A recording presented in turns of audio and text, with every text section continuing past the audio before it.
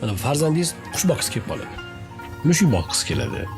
Nimagadir mehr ko'rsatgisi keladi-da, u tabiat Alloh Xudo bergan qobiliyat bu. Siz nima qilasiz? Qo'y, nima qilasan qulib qush boqib? Palonchi kaptar purush. Bashingga o'shaysanmi sen ham endi? Deysiz-da, noto'g'ri u. Qush boqqisi kelsa, qanaqa qush deyish kerak? Desiz, endi deb o'ylanib qoladi o'zi. Hali uncha qarorga ham kelmagan bo'ladi. Ketdik qush bozoriga deng. O'sha yerda keyin siz ma'qul qushni tanlab bersangiz bo'ladi. Mana u desa, u bo'lmaydi. Gohida borib qushchi bilan gaplashasizda, meni qarang, ozmay aytsam, to'g'ri qabul qiladi.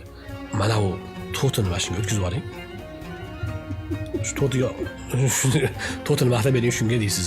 Keyin siz tanla deysiz. Deysiz, tanlasa, sotuvchi keyin ukam bu bo'lmaydi, bu seni qiynab qo'yadi. Mana u to'tini ol deydi. Undan zo'r deydi. Ketdi oladi uni. Taqiq qilmaslik kerak. Boqqisi kelyaptimi, boqsin. Taqiq bo'lmasin deganim, u hech narsa qilmasdan tashlab bering degani emas. Taqiq emas, tartib kerak.